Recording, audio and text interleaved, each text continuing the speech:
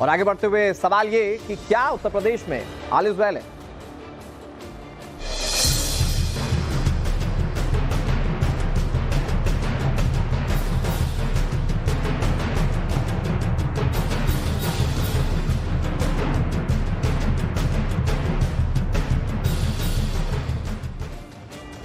तो उत्तर प्रदेश में सियासी खींचतान जारी है और खींचतान के बीच मुख्यमंत्री योगी आदित्यनाथ और दोनों उप मुख्यमंत्री यानी कि केशव प्रसाद मौर्य और ब्रजेश पाठक आज दिल्ली में मौजूद हैं। आज सीएम योगी आदित्यनाथ प्रधानमंत्री नरेंद्र मोदी से मुलाकात करेंगे। इसके अलावा वो अमित शाह और जेपी नड्डा से भी मिलेंगे।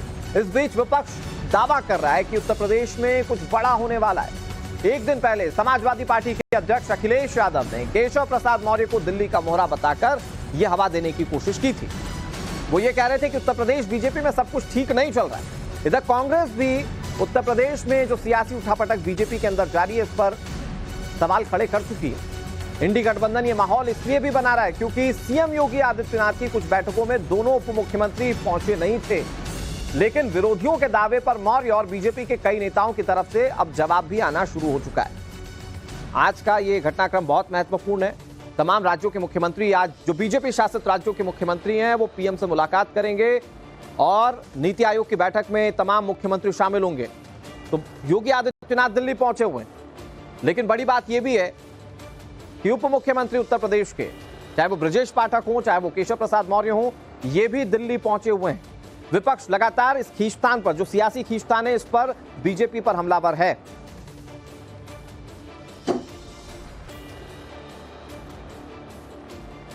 तो विपक्ष ये कह रहा है कि कुछ बड़ा होने वाला है। तो ये बड़ा क्या हो सकता है, ये समझने की कोशिश करते हैं। रविकांत राय हमारे साथ जुड़ गए हैं, हमारे सहयोगी दिल्ली से, जो लगातार हर राजनीतिक हलचल पर नजर बनाए हुए हैं। हमारे साथ विनोद मिश्रा भी जुड़े हुए हैं लखनऊ से, उत्तर प्रदेश की सारी सियासत को बहुत गहराई से समझ रहे हैं। पहले रविकांत, आज एक तय नियत शेड्यूल था मुख्यमंत्री योगी आदित्यनाथ का कि उन्हें नीति आयोग की बैठक में शामिल होना था, फिर बीजेपी शासित राज्यों के मुख्यमंत्रियों के साथ पीएम की मीटिंग होगी, उसमें वो शामिल होंगे, लेकिन दोनों डेप्यूटी सीएम भी मौजूद है और विपक्ष कह रहा है कि कुछ बड़ा होने वाला है। क्या देख रहे हैं?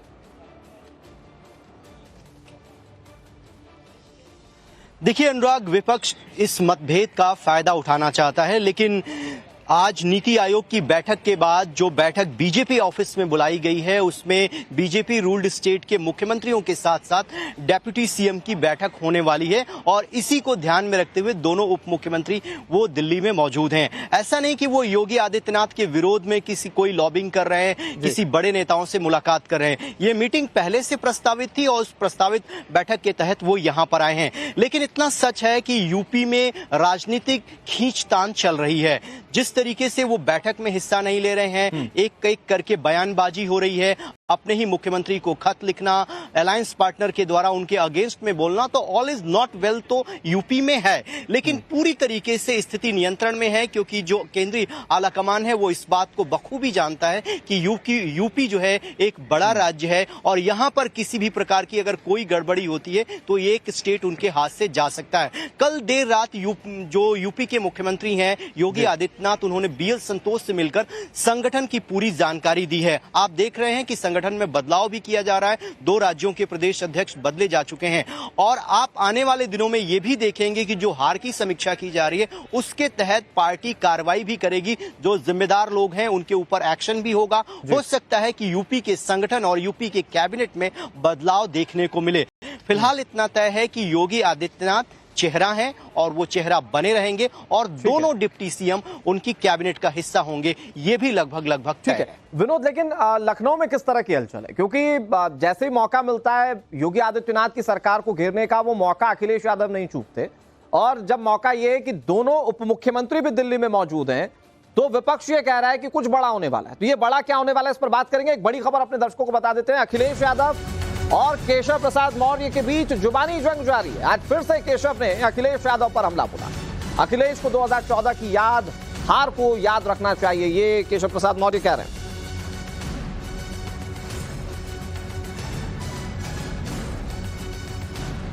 मोहरा बन गए हैं, वो मोहरा हैं, दिल्ली के वाईफाई के वो पासवर्ड हैं।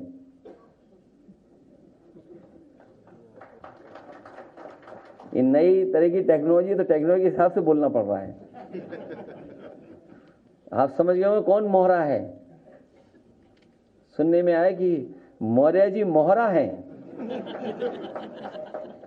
दिल्ली के वाईफाई के पासवर्ड हैं। अगर दिल्ली वाले किसी से मिलते हैं तो लखनऊ वाले भी मिल रहे हैं किसी से। तो बताओ सरकार चलेगी ऐसे? क्या सरकार चलेगी बताओ? और जिन्होंने बिगाड़ा है सब कुछ, क्या वो लोग ठीक करेंगे? श्री अखिलेश यादव जी पिछड़ों के, दलितों के सदा विरोधी रहे हैं और वह स्वयं कांग्रेस पार्टी की मोहरा है।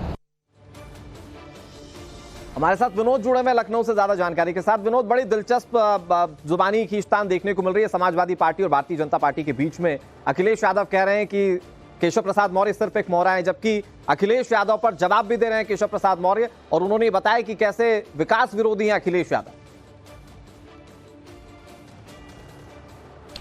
देखिए, अक्सर अखिलेश यादव जो है केशव मौर्य के बहाने उत्तर प्रदेश और दिल्ली की बात करते हैं। वो ये बताना चाहते हैं कि उत्तर प्रदेश और दिल्ली में सब कुछ ठीक नहीं है और इसीलिए वो बार बार केशव मौर्य का एक तरह से सहारा लेते हैं, इस्तेमाल करते हैं और कहते हैं कि वो मोहरा है। जो लोकसभा चुनाव के बाद जो बयानबाजियां आपको सामने आई हैं उसको लेकर जरूर विपक्ष के पास एक मौका है और सवाल उठा रहा है, लेकिन जिस तरह की खबरें आ रही हैं कि दोनों डिप्टी सीएम योगी से दूरी बना रहे हैं, उनके बैठकों में शामिल नहीं हो रहे हैं। कल इस मामले को लेकर हमने डिप्टी सीएम से बात भी की थी। ब्रजेश पाठक ने साफ कहा था कि जो बैठकें हो रही हैं, जो बैठक थी मंडलवार समीक्षा हो रही है, ये पिछले 7 सालों से जारी है। हर साल सीएम जो है करते हैं, हर तीसरे महीने पर ऐसी बैठकें होती हैं और इसमें डिप्टी सीएम जो है वो कभी शामिल नहीं होते। इस लिहाज से इस बार भी कोई ऐसा जरूरी नहीं था कि डिप्टी सीएम शामिल हो। उसमें जो विधायक होते हैं, एमएलसी होते हैं और सांसद होते हैं वही शामिल होते हैं, क्योंकि उनको कम मौका मिलता है सीएम से मिलकर अपनी बातें रखने का। हम लोग अक्सर मुलाकात करते रहते हैं, तो हमारे लिए जरूरी नहीं था, इसीलिए हम उस बैठक में शामिल नहीं हुए। तो जो एक प्रोपेगेंडा बनाया जा रहा है, जो एक नैरेटिव सेट करने की कोशिश की जा रही है कि ब्रजेश पाठक ने, केशव मौर्य ने दूरियां बना ली, वो उसका जवाब दे रहे हैं, उसको खारिज कर रहे हैं कि ऐसा कोई प्रोपेगेंडा नहीं है। उत्तर प्रदेश में सब कुछ सामान्य है। प्रदेश अध्यक्ष से भी जब पूछा जाता है कि क्या संगठन और सरकार में सब कुछ बेहतर है, तो कहते हैं कि सीएम, और जब सवाल उनसे होता है कि क्या उत्तर प्रदेश के सीएम बदले जा सकते हैं, तो कहते हैं ये सब बकवास बातें हैं, ये सब, इसमें कोई दम नहीं इन बातों में, ये अफवाह है।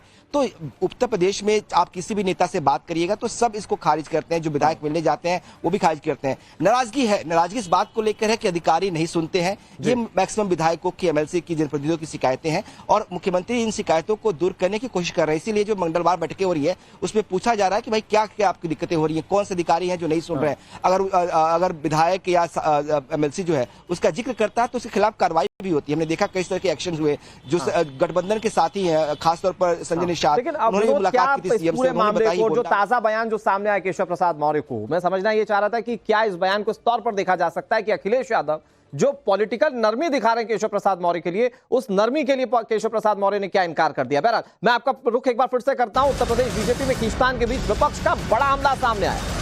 विपक्ष दावा कर रहा है कि उत्तर प्रदेश में कुछ बड़ा होने वाला है। इधर कांग्रेस कह रही है कि बीजेपी में आपसी बुलडोजर वार जारी है। योगी आदित्यनाथ की छवि बुलडोजर बाबा के रूप में भी है और उसी बुलडोजर को आधार में रखते हुए कांग्रेस पार्टी निशाना साध रही है। क्या कह रही है कांग्रेस पार्टी, आपको सुना।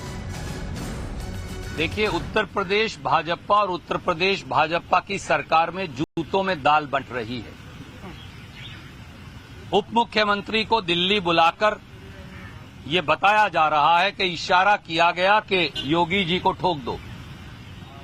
अब मुझे नहीं पता ये दिल्ली में प्रधानमंत्री इशारा कर रहे हैं, के अमित शाह जी ये इशारा कर रहे हैं या नड्डा जी कर रहे हैं, तो वही जाने, उनका घर है। योगी जी अपने उप मुख्यमंत्री और पार्टी के प्रधान को ठोक रहे हैं। अब लगता है बीजेपी में आपसी बुलडोजर वार चल रही है। वो उस पर बुलडोजर चढ़ाता है, वो उस पर बुलडोजर चलाता है।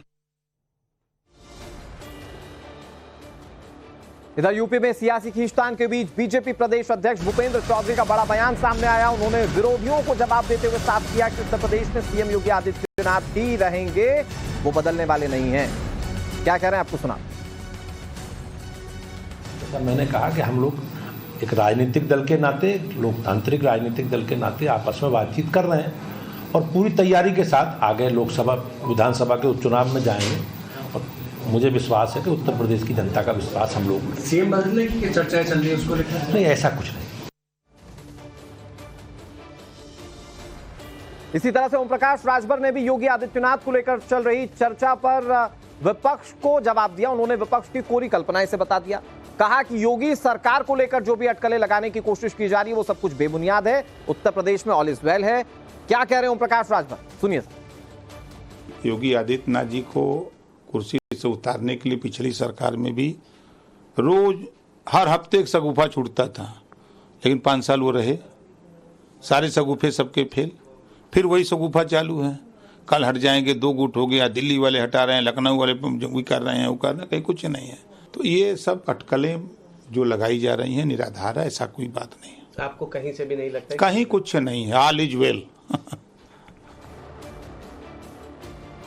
तो रविकांत और विनोद हमारे 2 सहयोगी लगातार हमारे साथ जुड़े हुए। रविकांत, जिस तरह से विपक्ष इस पूरे मुद्दे को बनाने की कोशिश कर रहा है कि अंदरूनी तौर पर पार्टी में सब कुछ ठीक नहीं है, अब पार्टी के जो तमाम आलाकमान के नेता हैं वो अब सामने आकर कह रहे हैं कि ऑल इज वेल है, और यही वजह है कि भूपेंद्र चौधरी को यह तक कहना पड़ा कि मुख्यमंत्री योगी आदित्यनाथ को नहीं हटाया जा रहा है, वो बने रहेंगे, वो चेहरा बने रहेंगे उत्तर प्रदेश का।